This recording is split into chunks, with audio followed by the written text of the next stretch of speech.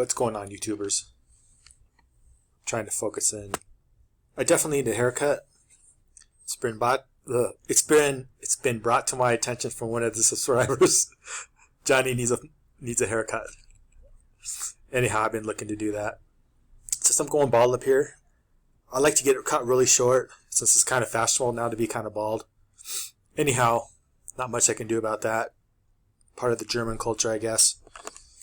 Anyways, since people are making videos about, like I saw a video called what the expat sites won't tell you about Panama, or like what people are trying to hide about this, or what they're trying to hide about that. Anyways, I got some emails. I don't know how to actually go about explaining some stuff I got some emails about. But sometimes what's the reason are you going overseas or living overseas? Because a lot of times Johnny, I'm projecting. Like, one of my big things is privacy, even though half the time I break all my rules and then regret it. Like I won't get into that, but like I did some things I don't really regret, but now I do. But we live in a world where there's really no more financial privacy anymore. And people who want to hunt you down and threaten you can kind of do that pretty easily. But if you do come to Latin America, and if you do get off the grid, and if you do get off every single social media, and if there's a whole myriad of other things I could talk about, but this video is not really about that, then you can actually live like in the 1950s or 60s in the States. But sometimes I get emails like, Johnny, why do you say X, Y, and Z about like Guatemala in particular, or Central America in particular? Why do you think a passport from those places is good or better or whatever? I'm not saying it's good or better. I'm just saying, what are your concerns? Here's the thing. Talk to a Swiss banker or an Austrian banker if you get the opportunity to. Nowadays, I doubt you will, because they won't even take your account. But talk to someone, or like a banker, a lawyer, an accountant.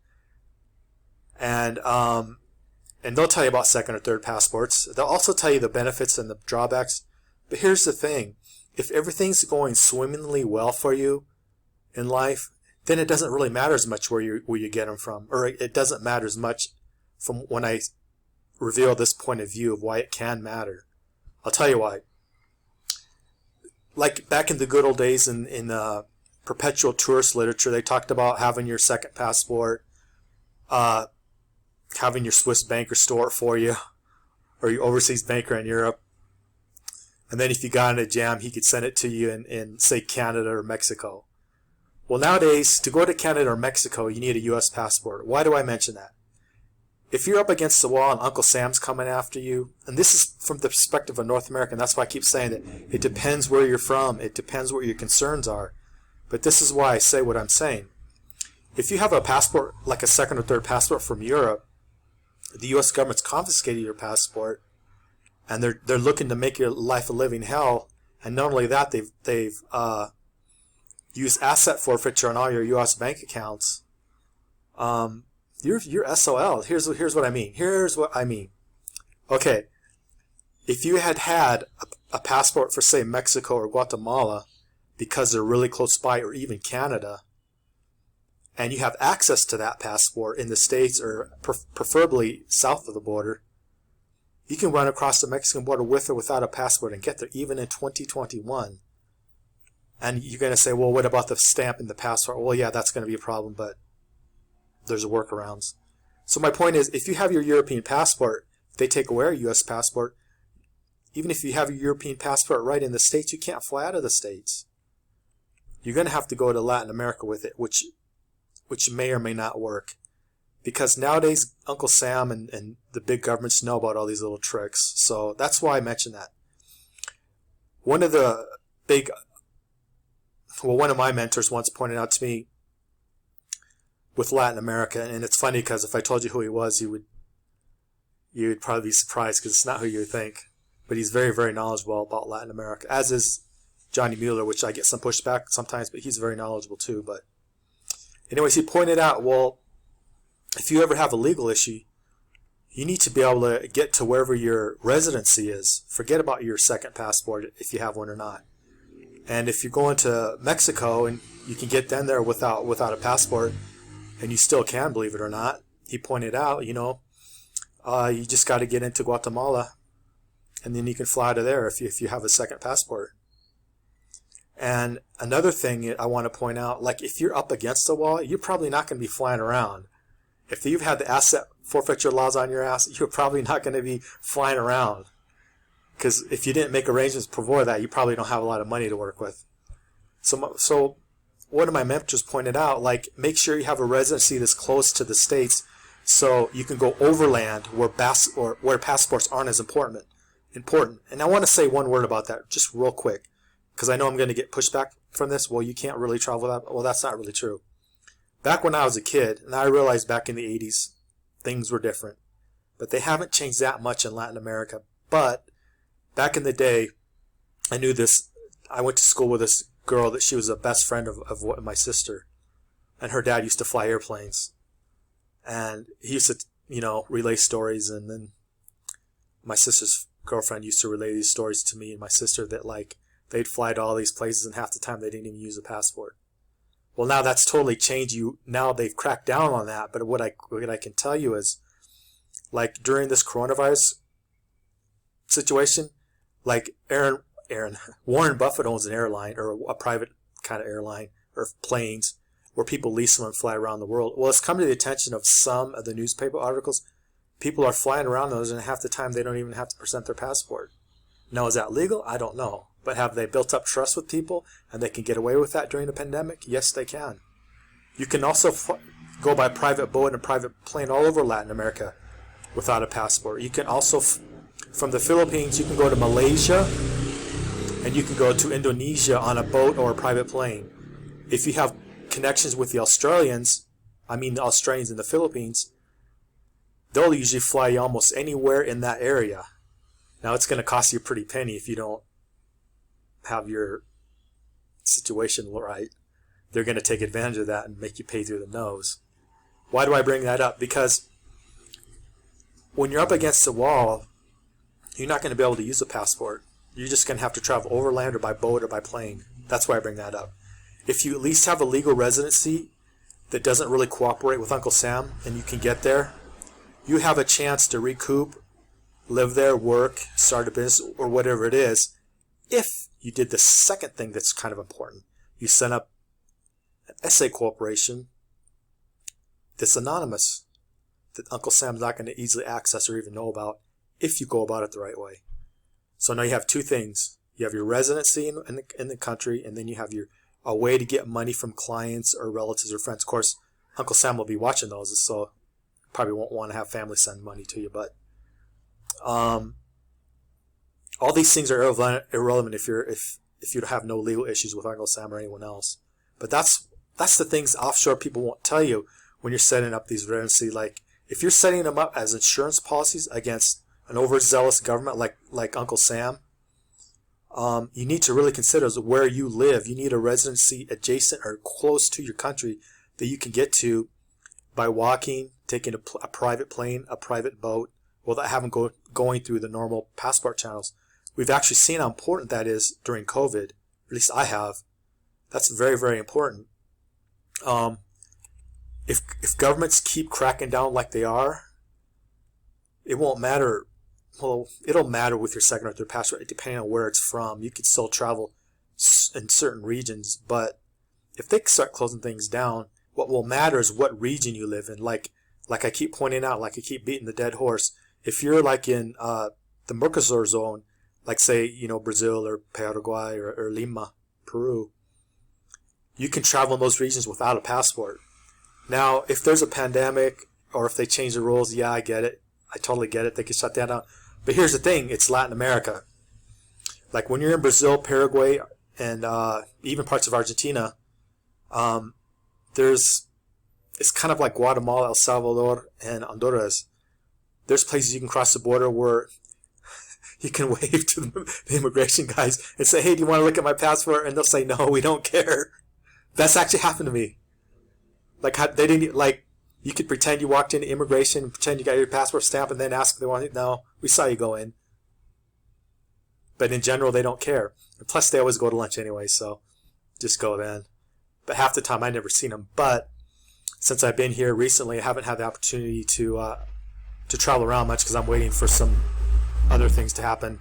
Then I'm gonna like travel around more, see what the situation is, maybe at some of the border areas, just for my own edification. But those are important things to consider. Like if you set up all these offshore accounts in your own name, Uncle Sam comes after you, or a big brother government, and everything is in your name, most countries are gonna like back down and give up the goodies to your local government, especially if it's Uncle Sam, or China, or Great Britain. You know, they're not gonna, oh no, we got bankruptcy laws, those are sacred to our country. They're gonna say, oh, we get a lot of subsidies and handouts from Uncle Sam or China or whatever the case may be. Screw you. Forget about your cash, we're giving it to Uncle Sam. Even if they're not supposed to, even if you didn't do anything wrong, even if the charges are made up and baloney. That's what I want to point out. Some of these providers actually, well, if you do this and if you do that, you're going to be safe. If you do all that in your own name and you lead a trail right to them, and that's another thing, you lead a right trail to them by wiring money from your bank account to theirs. No corporations, no nothing, no like cutouts or nothing. You're like a sitting duck. It's just like if you have a legal problem and you have a second passport and you're traveling on it in your own name, well, they're just going to know where you went.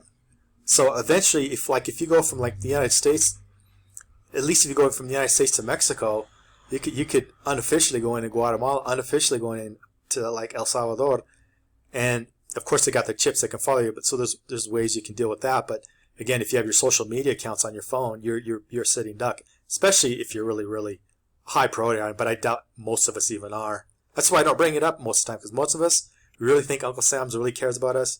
They don't. Unless you like killed someone or did something really, really bad, they don't give a flying flip. They really don't. Anyways, I just want to, that's like, well, I won't say who it was, but when people ask me about that, that's why I say that, because I'm coming from the perspective of a North American where like, I need a residency close to home because that's what I'm insuring against. Because before, when I was in the U.S., I want a boat hole that I can get to easily, even if my passport privileges are yanked. I want a payment mechanism or a way to get money from point A to point B that's not in my Christian name, like a payment, like what do you call it, like those payment systems set up for MasterCard and all that. You can take clients' money, but it's through a corporate account, an offshore like SA Corporation or something. So you can get funds from clients in a discreet way. Those, because I'm insuring against those two things. Well, like in the U.S., we've seen with social media, like social media or the company's own social media can put pressure on your bank account and they can close your account down. Now, that's pretty rare. In the U.S., you're really insuring against Uncle Sam shutting your accounts down. But if you do that, like, how are you going to get paid? Even if you get a job, how are you going to get paid? At least if you get outside your country of birth and if you can figure out how to get an account in your name, because it's so difficult now. And then if you could work for like one of the Chinese companies, at least you get paid. Because if you're a low priority, they don't care. But if you're high priority, you better have some kind of payment method, like you can have clients paying in a discreet way that's not going to put you on the radar. Because those are the big issues nowadays. Governments can shut down your payment processors. That's the word I was looking for, payment processors. So if you can have a few different ways of getting payment, and I know Bitcoin ain't perfect. I know the blockchain is public information. I'm totally aware of that. And Johnny's not an expert on that, so don't ask me stuff about that. I'm just guessing. There's, people that know way more about that. There are ways you can get it so it's a little bit more private. But even just having a whole bunch, well, not a whole bunch, but even having a few different wallets, like one wallet could be payments for this business, one for that, and that wallet could be savings, which you never send money out of. You just sit there in internet land, and one wallet could use to pay bills or whatever. It's not a perfect solution, but at least it's some way. I want to say something about that, because Bitcoin went from 10,000 to 40,000. Now it's at 35, 36,000, 38,000 last few days. So like people who bought at 10, they have 4 times their money. So if they had 10,000, they have 40,000. For you entrepreneurs out there, that means they have a lot of wealth sitting in there. And rather than cash that in and get dollars or euros sent back to their ATM card or whatever, and some people send it to their corporation or whatever, but some people just soon pay you with Bitcoin. So have that as an option for clients who want to pay. Don't make it hard for them to pay you. Yeah, don't make it hard. That's the problem with some of these offshore deals too. Like, they have to send a bank wire. They're not used to doing it. They're this or that, blah, blah, blah. So, like, in addition to all that, you have to find lawyers, accountants, people who are used to dealing with PayPal. That's another whole kettle of fish, but in the developing world, PayPal can be a pain in the neck, and it's not always efficient to process small payments. So you may have to process the small payments and pay them out later or whatever when it's a bigger amount. And there's way more than I'm going to talk about here about that, because there's just a lot of ways to skin a cat as far as using PayPal. But even PayPal, I mean, it has its weaknesses. Everything has its weaknesses and its strengths. But at least if you have a few payment processors and systems set up, and one or two of them are either not in your name, or it's not easy to figure out right away, it can buy you some time like Bitcoin can. It's better than nothing. It's better than doing nothing. It's better than being a victim and whining and complaining about your situation. Because you really can't start business right now. You can have some of your clients paying you Bitcoin, some of your clients pay you, send a bank wire to you. There's just different ways you can handle that. But that's why I keep saying, what are you insuring against if you're leaving the country, or if you're going offshore? And if you want to live the rest of your... And that's another thing, because I just saw some videos where this couple, they left the United States, and it sounds like they're never going back. Now, that's famous last words. We'll see what happens in 5 or 6 years, even with Johnny. But you need to get these things worked out and thought out in your brain so you can ask your offshore provider, service person, dude, whatever. Because a lot of times they'll give you certain things that are compliant because they're American, so they don't get their ass in trouble. They're not going to tell you the other ways. And if they do it that way, you're still vulnerable. If all your bank accounts offshore in your own name, you've hedged against a few things, but not much. That's just my opinion. Just like you, it's great to have a Singapore. I encourage people to get one. That should be in the works for some people, not everyone, but some. But a real important thing now is to have a residency that's close by your neighboring country that you can get to if there's a natural disaster, or if there's like a coronavirus type situation, or some political situation. But the biggest thing that you're going to be insuring against is the government coming after you. If you're an entrepreneur in the U.S., you do or say something wrong in the U.S., you don't realize it. Most people are pretty, not most, yeah, I would say most people are pretty ignorant of that. They think it will never happen to them until it actually does. Good story. My father told me this before he passed away, but he went, we grew up in the Anglican church. It's pretty, not controversial, nothing. And my dad was all, oh, you libertarians are crazy, blah, blah, blah. My dad one time, he said, guess what happened, Johnny? Someone in the church got their assets forfeited for basically nothing. So these things can happen. I think what it was, well, not nothing, but this older church couple had a son or daughter had weed or something, and they confiscated their home. That's pretty messed up for an older couple. I don't know what happened, but the church was helping them out with that. Anyways, these things can happen nowadays. So that's why I say, think about what are your concerns, or what are the reasons why you want to go offshore or live in another country, and then find ways to insure against what you think would be bad for you or me or whatever. For me, I want the option of privacy, even if I don't practice it. I just want that option there. And I like a low cost of living. That's another thing. I like a low cost of living. I like if you can get totally off social media, and you can go into deep into the Spanish colonies or the former Spanish colonies. Yeah, people will know you're there because you're an Anglo, but at least for me, but you can be so far off the grid, no one really cares. And well, when this COVID thing's over, there's going to be a lot of opportunities, even without Bitcoin, but with Bitcoin and cryptocurrencies. And there's just a lot of people wanting to leave the United States and Europe, North America in general, just for low cost of living reasons. That it's going to create a lot of opportunities for people already set up. I mean, you must have noticed a proliferation of expat services helping you relocate. There's like it's never been greater. There's never been more really bad information either. That's another thing. It's never been worse for really bad information. But if you want just conventional information, it's really widely available. But just try to think through what are personal issues to you, and find, if you're looking for a service. So I'm not one, but if you're looking for one, what are your concerns, and relate and be honest with them. And consider sometimes you're going to have to find people who, if they're North American, aren't going back or haven't been back, will give you honest, unbiased information, as opposed to, I know even a few I think that's renounced, but, and I have nothing against them. I think they give really good advice, but certain advice they might not give you because they don't ever want Uncle Sam coming down their ass for like suggesting certain things you can still do. No one really wants that. I don't want that.